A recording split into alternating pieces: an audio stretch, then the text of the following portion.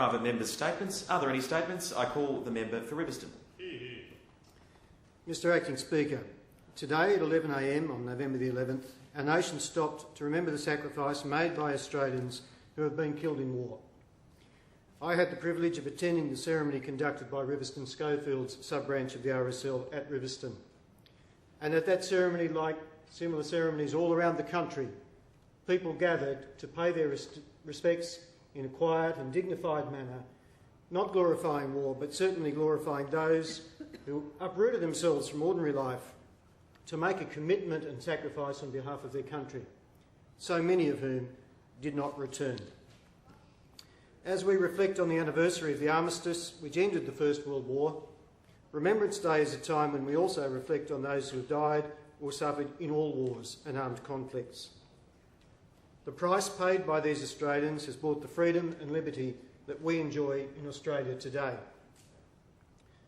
Remembrance Day is especially poignant as many in the Hawkesbury remember Private Luke Worsley, who was killed in action in Afghanistan on the 23rd of November 2007. Private Worsley was 26 years of age when he was killed by small arms fire in an attack against Taliban leaders and their supporters in Uruzgan province. Private Worsley was born in Windsor. He attended Windsor High School and spent much of his time growing up in the Hawkesbury area.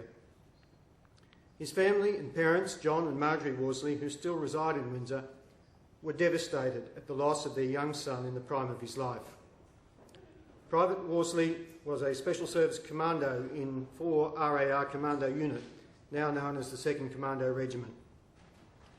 At his funeral, Mr Acting Speaker, 4 RAR's Lieutenant Colonel Mark Smethurst credited Luke with saving the lives of his comrades by being the first one through the door of the bomb-making factory that was the target of the operation. Lieutenant Colonel Smethurst said that Luke's qualities set him above almost all other commandos. His actions upon entering the room, warning of the enemy threat, almost certainly saved the lives of other members of his team. Earlier this week, Hawkesbury City Council decided to name a new pedestrian bridge in Howe Park that crosses Rickaby Creek after Luke Worsley. The decision of Hawkesbury City Council was a unanimous one made on the recommendation of family, returned services and colleagues in the district who wanted to find a fitting way of commemorating Luke's sacrifice.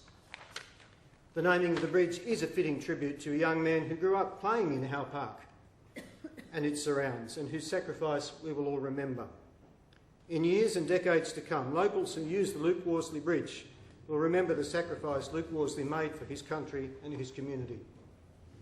Today I pay tribute to Private Worsley as I reflect on the Australians who've laid down their lives for our nation.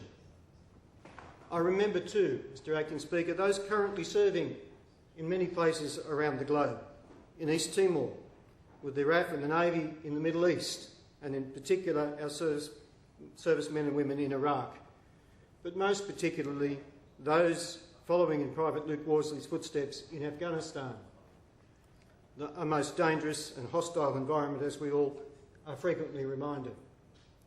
In particular, I personally remember one Trooper Aaron Orr of B Squadron of 3-4 Cavalry Regiment, my son-in-law, who's over there doing his duty, as many of his colleagues are, from all walks of life, from all parts of Australia. Like all of those relatives of serving men and women, we pray for our comrade and trust that he will come home safely in due course.